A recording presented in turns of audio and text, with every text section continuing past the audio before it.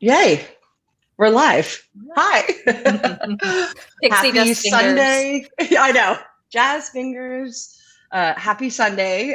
Thank you for joining me a day early. I know we'll explain to everyone like why we're doing this early. It is a crazy week, but I'm really excited that you're joining us. It's going to be so fun.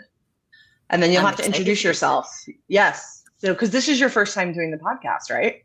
It is. Yay. Okay, awesome. Yeah, I don't know where Seth is. He's probably on a cruise, doing something fabulous. I can't keep up with him, but yes, he's doing something fabulous, and we are going to have a great time. Okay, I'm getting things set up. Are you ready to get going with the live show? Let me see. I think you cut out for a second. Can you hear me?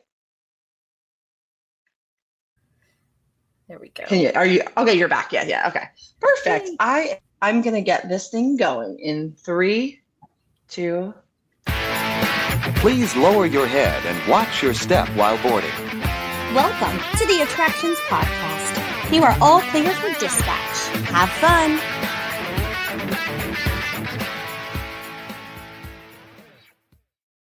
Hello, everyone, and welcome to the Attractions Podcast, sponsored by MEI and MEI-Travel. I am Carly. And I'm Danny. Yes. And so I want to introduce everyone to Danny because she is a newer, big part of the Attractions team.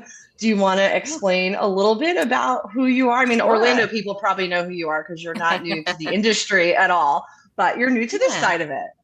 I am, yes. I'm Danny Meyering. I'm the new managing editor for Attractions Magazine, and I'm born and raised in Orlando. Way back when I would freelance as one of the contributors to Attractions, so I am very glad to be here as part of the team, and excited for what's coming next. Yes, we are so happy to have you, and thank you so much for filling in for Seth. He's probably cruising, doing something fabulous. I can't keep up with that man, and thank you all for joining us. It is not our usual time, so we are on Sunday today instead of our usual Monday, but it is for good reason. All of us here at Attractions are going to be all hands on deck this week at Walt Disney World because we are getting ready to celebrate all the new fun stuff coming to Walt Disney World this summer, learn more about Cool Kids Summer, and most important for me, I have a date with the Muppets. So that is what I'm most hyped about. Rock and Roller Coaster starring the Muppets. We're going to get to preview that, preview the food, show everyone a little bit about what they can expect if they are planning a trip this summer. And I know you're going to be taking the lead on some of the more like kid-friendly activities, which there's a lot of them. Yeah. So I think you're going to be doing the Cool Kids Summer portion, right?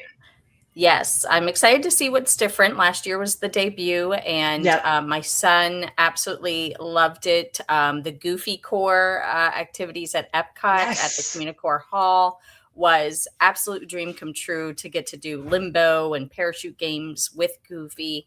So hoping not much changes, or if anything does change, that it's somehow for the better.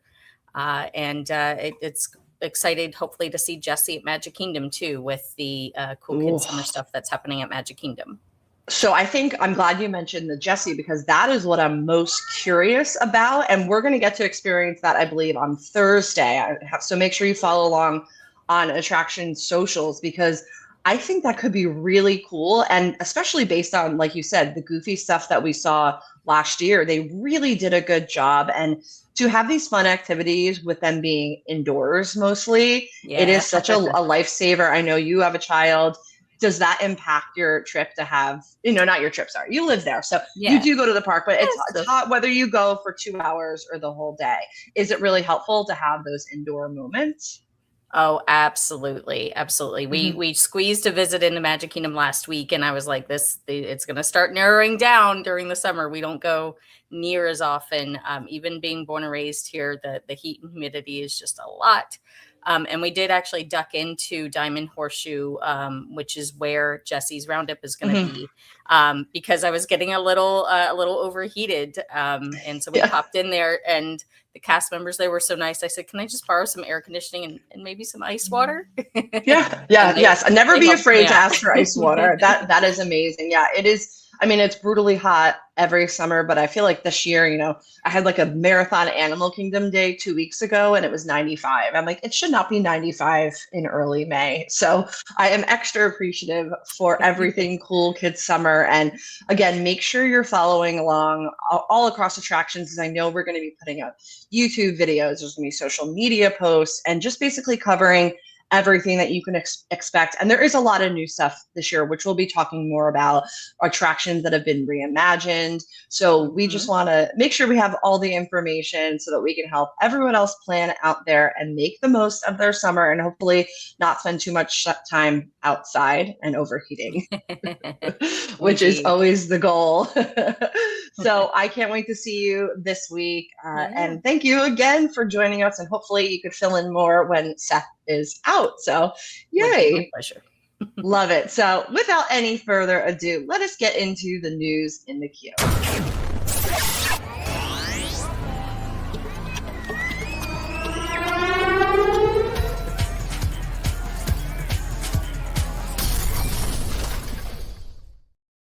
Okay, we are kicking things off in New York City, but it is Disney related.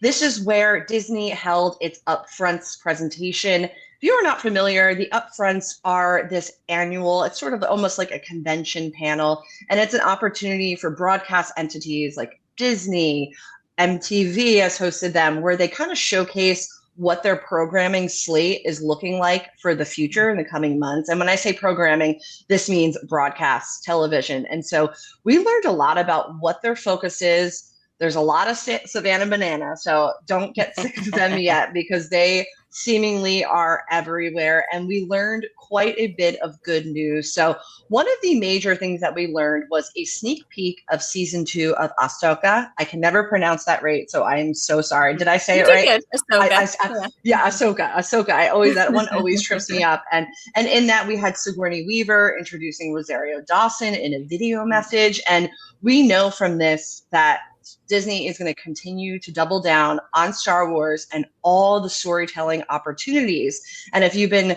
looking at socials at all today, we're taping this on a Sunday. Last night at Disneyland was the debut of the new Grogu projection show, which was adorable. But it wasn't just that. Did you see who came out? I did. Yes. I did. So, oh my God, I would have lost it. Oh my God. So if you haven't seen it, we had Sigourney Weaver. I was like, that was just like mind blowing. Like, it was just so crazy. And I can't believe, I mean, obviously Disneyland's proximity to Los Angeles, they get, a lot of cool stuff, especially stuff that's like sponsored by the studios. So Disney is going all in on the Star Wars universe, and it is not slowing down. And we know at, Disney parks, we're going to have that new updated Smuggler's Run, which I think we're going to get to try this week. So expect to see a lot of Star Wars, and that is just going to be it, because people love Star Wars and the fandom shows no signs of slowing down.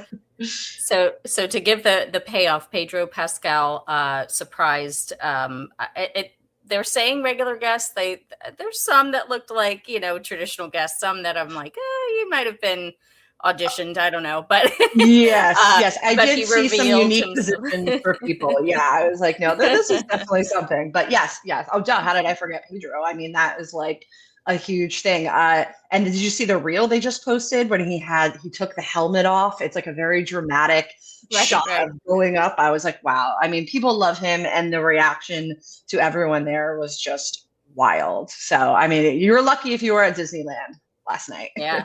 Kind of reminds me of when Johnny Depp surprised guests at Pirates of the Caribbean way back when. Yeah. Oh my God, I forgot about that. That was iconic. Like, I can't imagine riding that, and then you're like, oh my God, okay, there's Johnny Depp. Absolutely insane. And the other big portion of Disney's Upfront presentation was the Savannah Bananas. You know them, you love them. They are fierce. I mean, this entity is just rapidly expanding, and it's so exciting. I was a little bit hesitant first because I didn't understand what it was.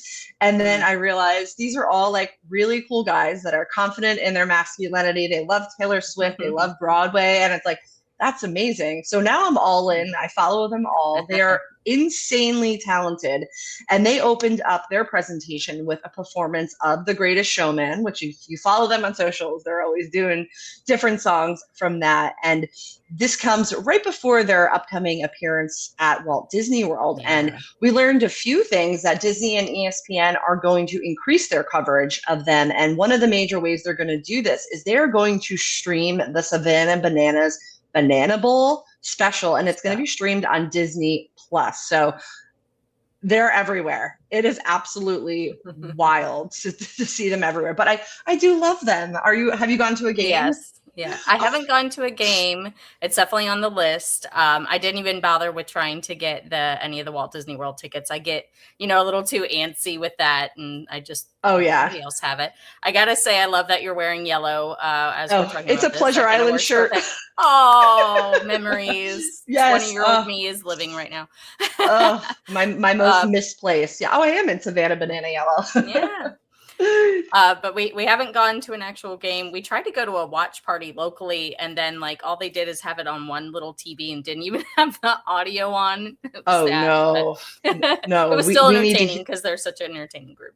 They're so entertaining. I love like one of the newest guys, Derek. He came from Broadway. He's literally a Tony nominated Broadway star, and now he's a Savannah Bananas. And I just think for live entertainers, it's so cool that now like these jobs didn't exist 15 years ago. Right. And now they have this amazing opportunity to perform live for people. And honestly, it just seems like it makes people happy. So I am now all in on the Savannah Bananas, and anything that brings joy to people, I am happy about. Yeah, for sure. No, absolutely. And then also at the Upfronts, we had Josh D'Amaro, where he spoke about his connection to Disney, dating back to his childhood. He was introduced on stage by Anne Hathaway, which is really cool. And we also had some highlights of Avatar, Fire and Ash. And this will be the film that is going to debut on Disney Plus really soon on June 24th, 2026. Will you be streaming that when it comes out? Oh, for sure. We didn't get a chance to see it in theaters with our son and babysitting and so forth. Right now, we're very much a streaming at home family, which we're going to miss not having the theater, the theatrical experience. My husband did actually see it on a Disney cruise when it premiered, at like 11:59. Oh, came strolling in at 3:30 in the morning back to the stateroom. But, that is so cool. No, I've never gotten to do one of those. Just the timings has never lined up when I've been on a Disney cruise. But I would absolutely pound some coffee at 10 p.m. and stay up just to say that you saw it on a cruise is pretty cool. Yeah. I mean, that is absolutely wild. So I can't wait to stream that. That is June 24th. So I know a lot of people are going to be ready. There's at Animal Kingdom a bunch of specialty items that are inspired by Fire and Ash. There's some, I believe, like frozen mocktail. I tried a few of them a couple weeks ago, and they were really good. So I'm not sure how long those are going to stick around in the park. Might just be through the release of it, but it'll get us excited. Yeah, I love those tie-ins. Of course, that's one of the unique Disney things, being able to do that. Absolutely. I love the limited time. And then speaking of limited time, and this is going to be part of what we will be experiencing this week as we kick off summer at Walt Disney World, is we are getting Soarin Across America at both Epcot first and later at Disneyland. And new locations have been announced, and also cast member previews started this weekend. So I tried to remain kind of spoiler free to a certain degree, but it's kind of impossible when we're writing and stuff about it, which it's okay. So I didn't watch a ton of the POV. Did you watch a lot of it? I did. Yeah. So we kind of did an update to that article recently where we kind of showed some of the reactions that have happened. Tried to keep it a little spoiler free. I didn't mention any of the actual footage, but there is a handful of screenshots in there, but tried to keep it to none of the big aha reveal moments. So I have watched the POV, which is fine. I sometimes have to do that. I get motion sick real easy. So I have to kind of get an idea of okay, what can I expect?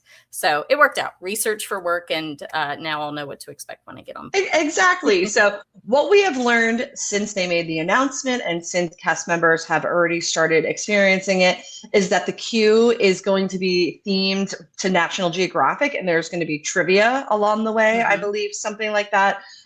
So then once the on-ride experience, we're not going to spoil these exact moments, but we learned about the locations that guests are going to be flying over, and this includes Mount Rushmore, New York Harbor, Grand Canyon West, the New England coastline, the bayous of the American South, northern wilderness landscape, and tropical island shore. So I think we basically hit every single type of terrain in the U.S. Yep. Yes. And the reactions that I have seen so far has been very positive, right? You know? Yeah. So I'm excited. I'm sorry. No, go. You know, some folks, you know, have pointed out that there are some CGI effects, and but it's nowhere near to, you know, we went from purely natural footage with the original Soarin to almost, you know, almost the entire film felt like it was CGI with Soarin' Around the World. So now we have real footage, but there's CGI elements with some of the transitions and a few elements that are added to have kind of certain moments, but it's nowhere near to the level that it was. Absolutely. Yeah, I think I saw someone posted about like a bird that clearly looked like it was CGI and like creating a moment. But yeah, so this is going to be limited time. It is debuting May 26th at Epcot and a little bit later in July at Disneyland. But I don't want to ruin this for people, but Patrick does return, and I did watch the entire pre-show video, and did you watch it? Actually, surprisingly not. I haven't seen that from beginning to end. I don't want to ruin it for anyone, but Patrick is back, and they did a great job of making something old feel new again, and kind of splicing together a little bit of old, a little bit of new. And can we just say that man does not age? I am like, oh my gosh, it is absolutely insane. He looks exactly the same. Yeah, they got some great stuff out there in Hollywood. Yeah, exactly. I'm like, what is he doing? I need his skincare routine. and as you mentioned, so this was filmed by a crew that involved helicopters and drones, and it was led by Bernice House, who is the executive creative media producer for Imagineering. So we have some great behind the scenes photos up on our website, and you could see how they traveled all around. One of these looks like it's in the bayous in Louisiana. And we have a great element about some of the history. You know, there's been many incarnations of this attraction. The California version is obviously a favorite for so many of us, and that comes back limited time at Disney California Adventure. But this is going to be Soarin' Across America to celebrate our country's 205th anniversary. As a reminder, it will start May 26th here at Epcot and July 2nd at Disney California Adventure. So we will get to experience it this week, and we are so excited. I have a soft spot for Soarin' because I had a Disney wedding, and we surprised our guests with a mix-in on Soarin' at the end, and it kind of was just like such a highlight. So this ride will always be special to me. I do have to be careful though, because I too get a little bit motion sickness sometimes. So I got to make sure like there's a little food in my stomach, you know, like I have to go in peak fighting condition to do these motion-based rides. But we are very excited. And then this is all part of a new company-wide campaign called Disney Celebrates America. It has already started last November and is going to be running through July 4th. I also want to mention that the Walt Disney Company donated $2.5 million to Blue Star Families. It's an organization that supports military families. So that made me really happy to see that they did that. And yeah, we'll keep you posted. I'm sure we're going to have a review up this week to see how our time is at Soarin' Across America. But I am really excited. This is just one of the many puzzle pieces of what to expect at Walt Disney World this summer. Yeah. do you think you're going to try to go on it or just be content? Oh, absolutely. With the okay. Yeah. My son currently loves Soarin. It used to be Living with the Land. And then over the past couple of months, we have to do Soarin every time we're at Epcot. He is one of those where if we don't do something that we usually do, it kind of sets off the whole day. So we have to do Soarin every time we're there. That is wonderful. I know he's an ambitious kid, so that is great. Because that can be very intimidating when you watch all the feet go up. You're like, wow, the scale of this is just so huge, especially to a young child. Yeah, I was proud of him when he did it the first time, and then he was hooked. Yes. Oh, I love that. And also something that I know that your family is going to be excited about. And you wrote this article, so I'm going to ask you a lot of questions. But basically, it is Bluey's world, and we're just living in it. And Disney parks are going all in on the cultural phenomenon. And this includes a major portion. Bluey's Wild World at Disney's Animal Kingdom theme park is going to be launching on May 26th, and it's an entire activation celebrating Bluey. Wow. So Disneyland has already started their celebration and got amazing food, including this like pizza, baked potato from Troubadour. We are getting our own celebration at Walt Disney World. And you wrote this amazing article, and I can't emphasize this enough. I think this is going to be a priority for so many families coming this summer. You're going to want to read this because it's not just a show up situation. Is that correct? Oh, gosh. Okay, so tell me, what do I have to do if I want to see Bluey? So Disney is implementing the virtual queue system, which they have done with so many previous rides like Tron, Light Cycle Run, and Tiana's Bayou Adventure, Guardians of the Galaxy. So essentially, if you want to experience Bluey's Wild World, you're going to need to download the My Disney Experience app ahead of time. Make sure your friends and family list is correct. Anyone that's going with you has their tickets. If they need park pass reservations for their ticket type, make sure that's done ahead of time. And then every day for the day that you would want to experience Bluey Wild Adventure, there's 2 distribution times. There's a 7 a.m. and a 10 a.m. For the 7 a.m., you do not physically need to be in the park, but all of your credentials, your tickets, your reservations, if you need them, do all need to be squared away. And you're going to enter the virtual queue through the My Disney Experience app. Cross your fingers and see if you get in at 7 a.m. If you do not get a spot in the virtual queue at that 7 a.m. Distribution time, you can try again at 10 a.m. and you do physically need to be in the park at that time to be able to access the virtual queue. This is where, you'll be in the park and you will start hearing at 10 a.m. Screams. Little woohoo all throughout the park as everyone's trying.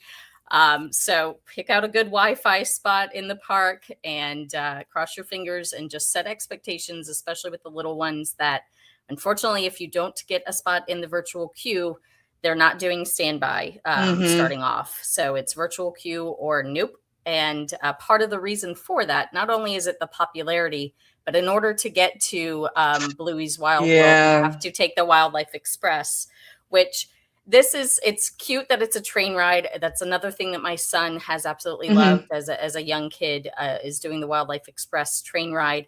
It's just a loop from Harambe Station to Conservation Station, which is where Bluey's Wild World now will be located.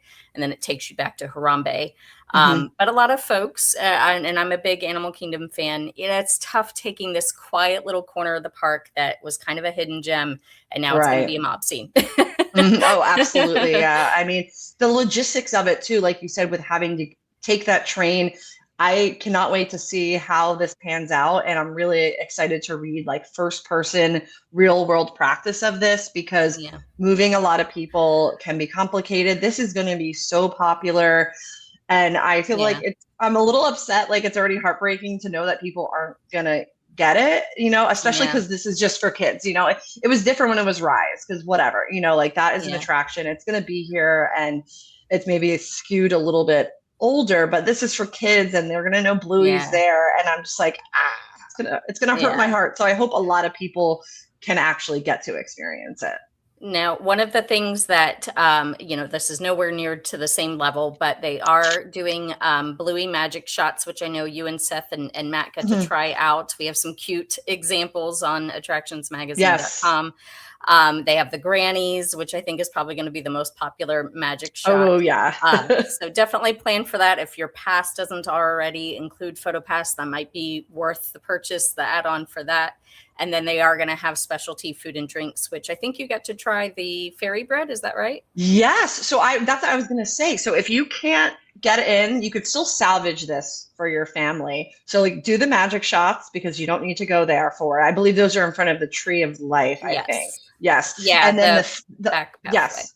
Yep. And then the fairy bread, which is not actual fairy bread. So fairy bread in Australia is literally like white bread. Disney created like a cake. It's almost like a cake pop, I would say, but it's in the shape of it. It looks like it. It's really, really cute. That's going to be at Pizzafari. So you could still have like a bit of a Bluey themed day and salvage it if you don't get in. There are other celebrations. But if people do get in, what is this experience? Like, what can you do once you get there? So they're going to have a kangaroo jumperoo area, which I'm going to assume is perhaps the former petting zoo area, which I am going to miss that. Again, some precious memories there all through the years.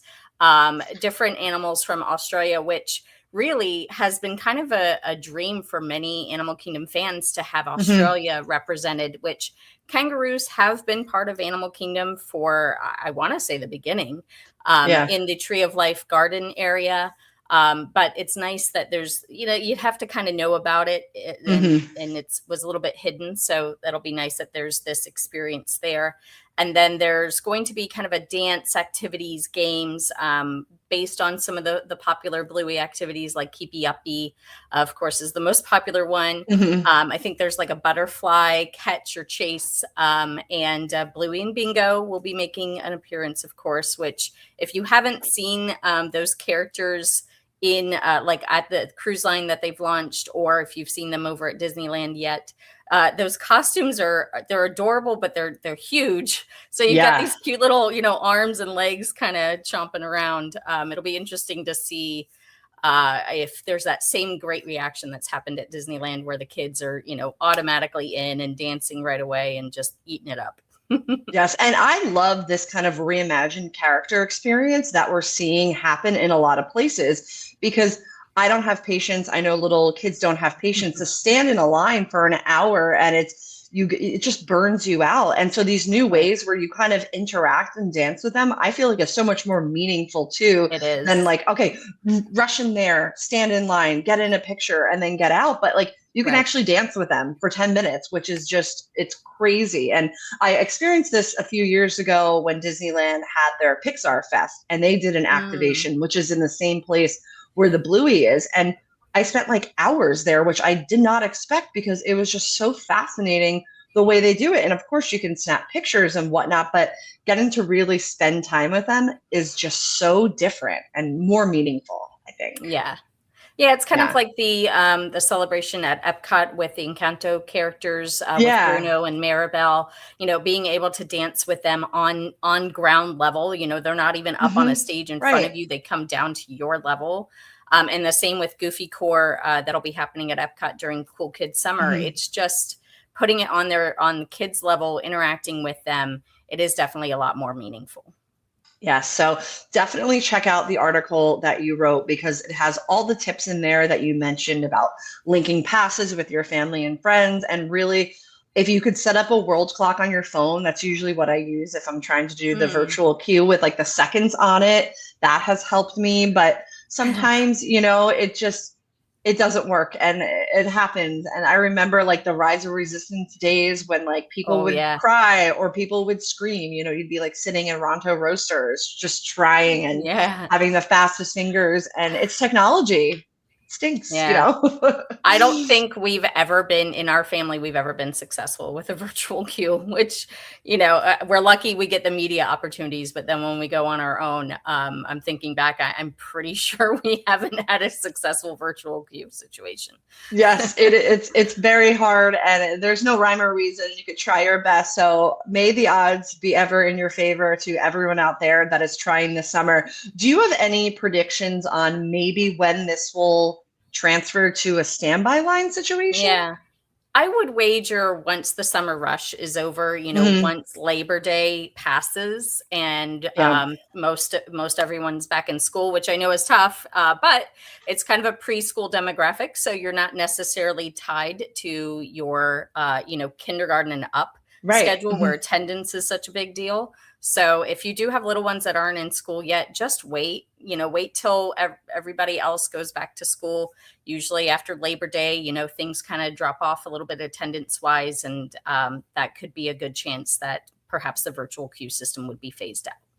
Yeah. So, keep on the lookout, maybe watch videos in the meantime, if you really want to see Bluey and Bingo, but be patient and just don't make any promises. And I feel like that's a good thing anyway, if you're visiting in the summer, is just to set realistic expectations, have just a few things you have to do and then go with the flow, take some pool time and relax.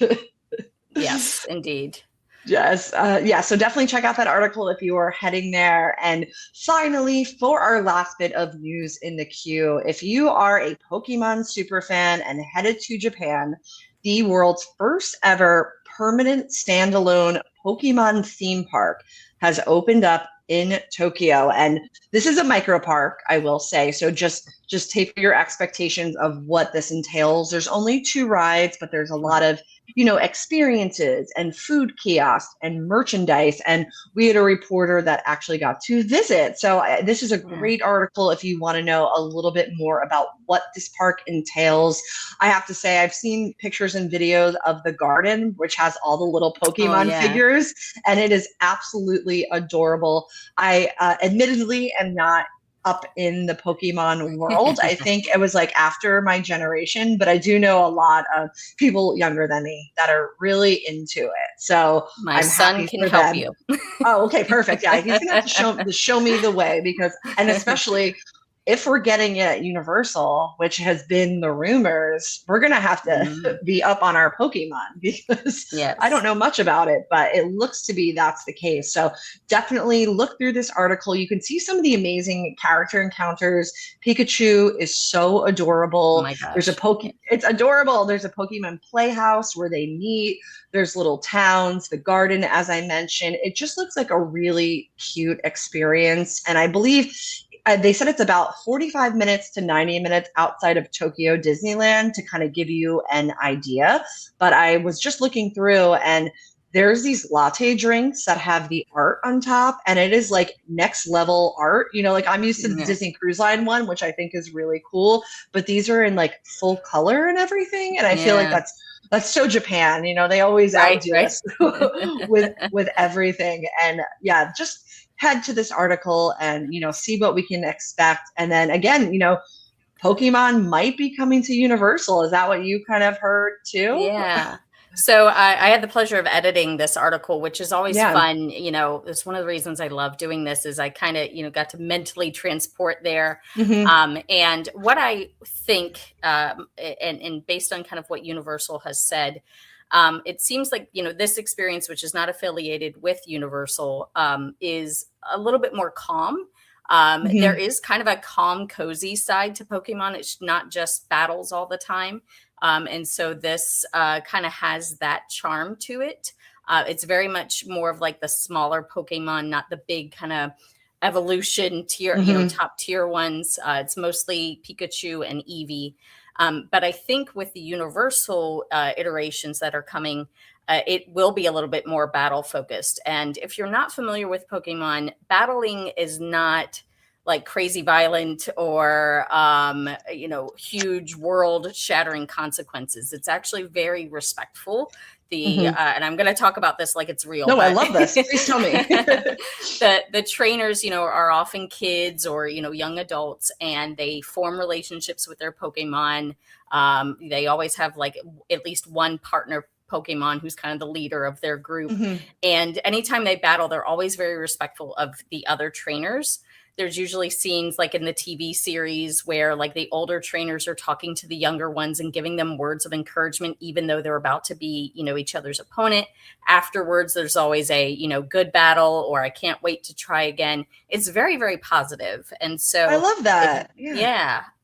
So if Universal is going to be kind of more incorporating that arena trainer battle situation, I would say that parents don't need to be worried about it being some over the top, I'm not sure I want my kid to have to be involved in this. It's a very positive thing. I did not know that. So I'm so happy you told me that. And that makes me really excited, because maybe we can expect like a really good battle-based attraction. Sounds like and I feel like with attractions, especially like a Universal style thrill attraction, there has to be an element of danger and an element of like risk and a payoff. So that makes sense that, it's going to be more about the battle, where this theme park definitely looks like a Zen garden where you just go see the characters, and it's a little more chiller, but that's also because they only have 2 attractions and they're pretty tame. One, I believe, is a carousel attraction, but we will keep you posted on everything that we learn in regards to Universal. We're seeing a lot of changes. Mythos closing, we've already discussed that announcement. So, and the fountain, which has caused a lot of stir amongst people. So we will keep everyone posted, because those were kind of 2 magical places that were original Universal creative ideas, which it's always sad to lose an original idea to an IP.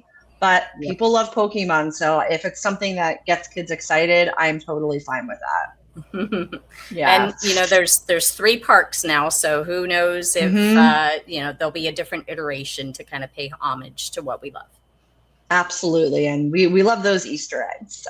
So that was all that we had for our news in the queue. But before we get to our main attraction, let us hear a word from our sponsor. The Attractions Podcast is brought to you by MEI and MEI-Travel. Whether your next vacation is a magical trip to the theme parks, an exciting adventure to the pyramids of Egypt, or just a relaxing cruise on the turquoise waters of the Bahamas, MEI-Travel provides premium service and expert advice to help you get the most of your vacation.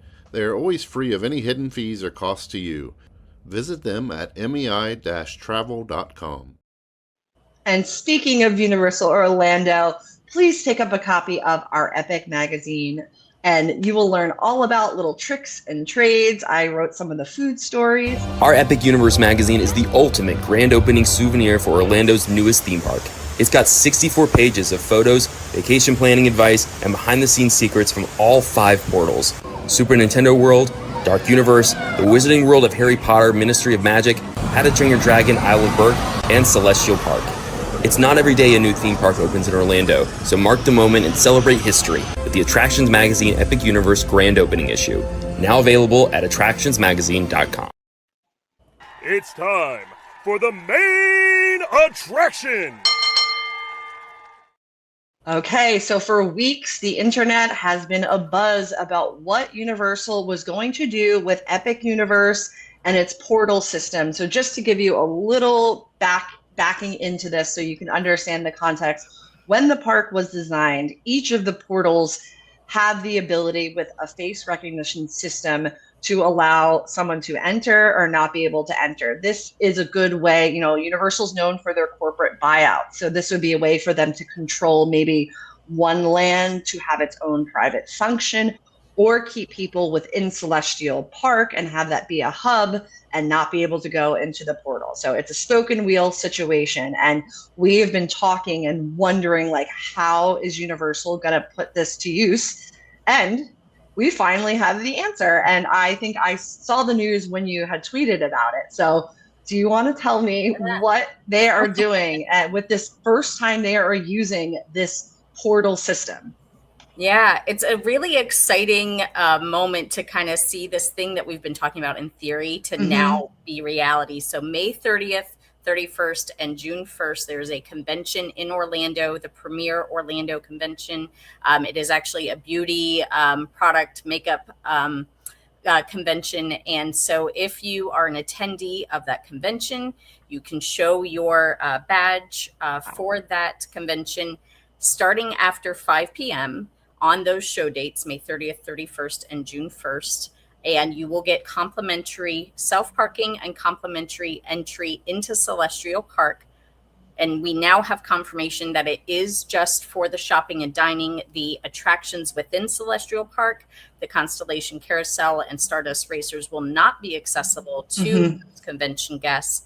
And that is where that facial photo validation system will come into play. And naturally, there are some folks who have shared concerns about the fact that, hey, I'm a day guest. I paid over $100 to be here. And now I've got to take time out of my day to pull, out validation if I need it, which the point of the photo validation is that you just show your face and you move on in. You don't have to have your ticket or credentials ready to go.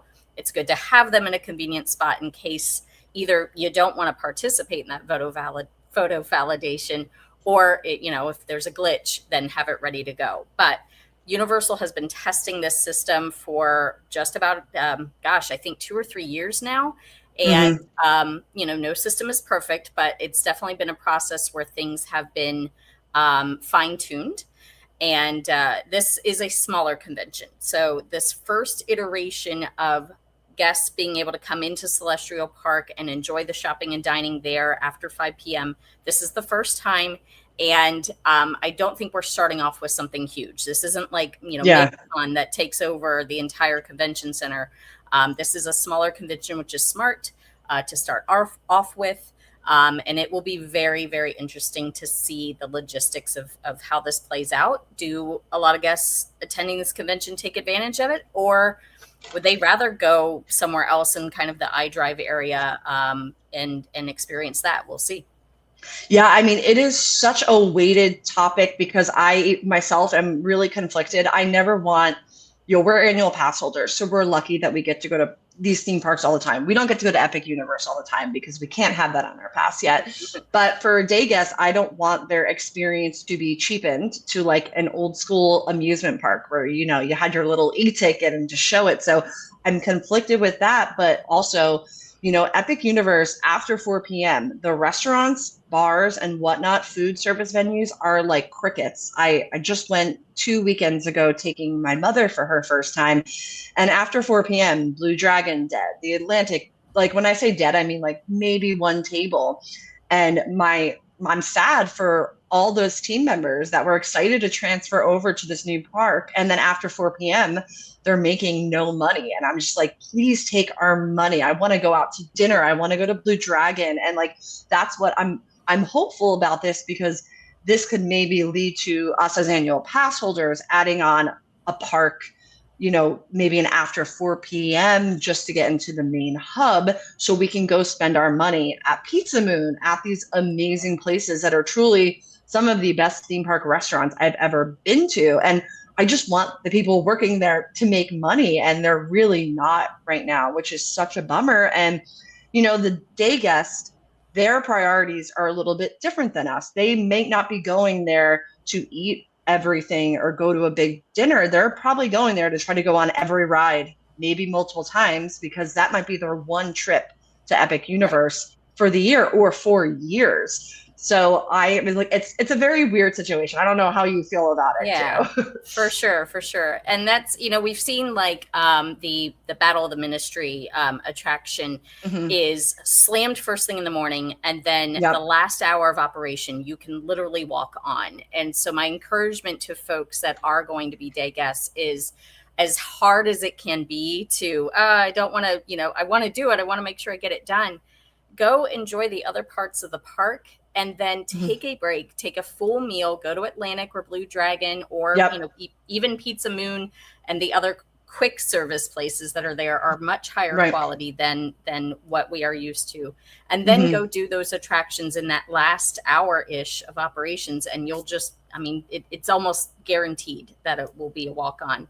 And if there are folks that are attending this convention and they're thinking of going, Blue Dragon is at the very back of Celestial Park. So make the effort to go back there. And the bar that's in that area, in that restaurant, is fantastic. So nice. The bartenders there are marvelous. They have great, of course, cocktails, but they also have some great non-alcoholic options too. Yeah. So definitely take advantage of it. Absolutely. I love that restaurant. I just had dinner 2 weeks ago in that little bar area, and it's so good. The food is amazing. And so I did see people. So this is now, we're talking about this small convention. I didn't realize it was a small convention, but that makes sense because it's a good way to test it. Small being a relative term. Yes. to what we sometimes get in Orlando. Yes, exactly. I did see some people post online that they were actually purchasing day passes to the convention because it's actually cheaper than a day ticket. I believe it was around $100-ish. Yeah, but so I get it. I mean, I honestly was tempted for science. Yes. But it's $100 to go into Celestial Park, and you're not going to get access to any of the attractions. So I can't fault someone for going for it. In my mind, I'd rather, save a couple extra more pennies and get a true day ticket and do the whole thing. What I am curious about is, are folks going to take a bus from, City Walk over to kind of get an idea of what that's like? I've had the thought of, do I go to Bar Helios and kind of perch up in that rooftop spot and just kind of watch what's happening there? It's a possibility. I might do it. I'll look for any excuse to go to Bar Helios. Yes. So. And they just updated their menu. I got to try a bunch of their new seasonal dishes, and it was amazing. So I think that's a great idea. I know I would be tempted just for science, like you said, because I just am so curious logistically how this is going to work. Are attendees going to care? I don't know. I mean, the convention crowd is a different beast. Sometimes at night, they like to go to their fancy 3-hour dinners and go partying on iDrive. So I don't know how they're going to react to it, but I truthfully, I will be glued to social media that first night because I don't know how it's going to pan out. I hope it's smooth.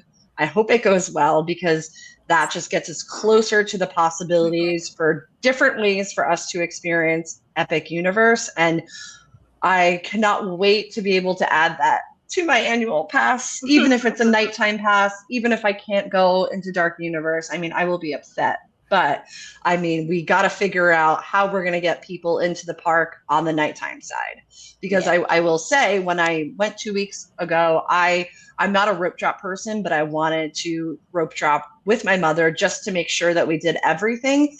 And by rope dropping, and we bought Express, we were able to do everything by 1 p.m. And then we started repeating and then just eating everywhere. So you can logistically do the park, which is probably why a lot of people are dipping out in the later evening hours. So we got to figure out how to make this work. And I'm excited that they are trying something, and, earlier than maybe I expected them to.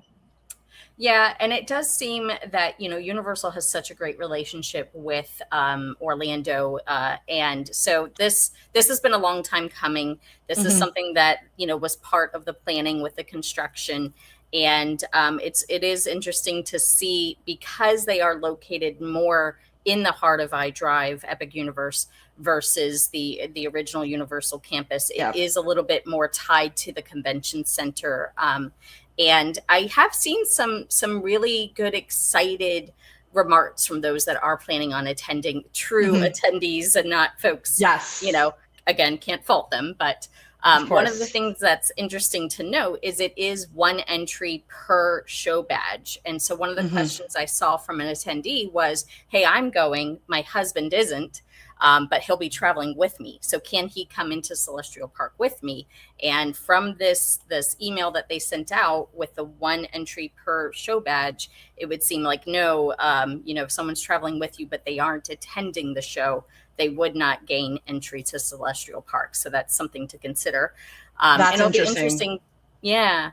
I'm also curious, if they're in the park and they see the carousel and they see Stardust Racers and they're really kind of bummed that they can't do it, I have to assume that some of the ticket booths and guest services booths that are in Celestial Park are going to be ready to try to upsell into a full access ticket. And as far as we know, in terms of ticket options, there is just the full day ticket. There's not something that could be quickly added on for these folks, but who knows? Maybe we'll see that as one of the things that comes out. That's a great point, because I know a lot of times it's the same way people don't have Express and then they are in the park and they see a sign, oh, add on Express. How is Universal going to handle it? So personally, I can't wait for this to happen. I am not going to do it myself, but I'm going to be following along to see how they manage this. And it's going to be a great test. Hope it goes well. And we will keep you posted on this and, other updates about Epic Universe and tickets and ways that you can visit. Before we go, we want to thank our sponsor, MEI and MEI-Travel, and be sure to purchase your copy of our Epic Universe magazine at our website.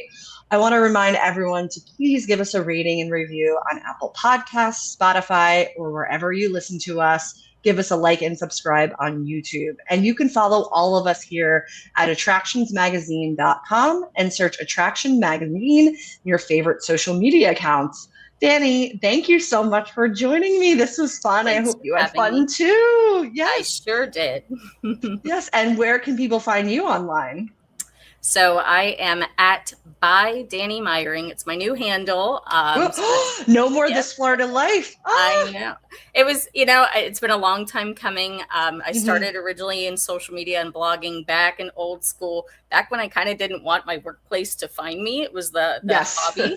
Now it's actually my job. Right. So it's a lot easier to find me now by Danny Meyering. I love it. And you're the real deal, because you are actually from there and and you've been following this industry both professionally and as a fan for decades. So good follow, because you're doing all the things. And you can find me at Adventures by Carly. And until next week, I hope you folks stay safe, try something new, but most importantly, have fun. And we will see you next time. Bye.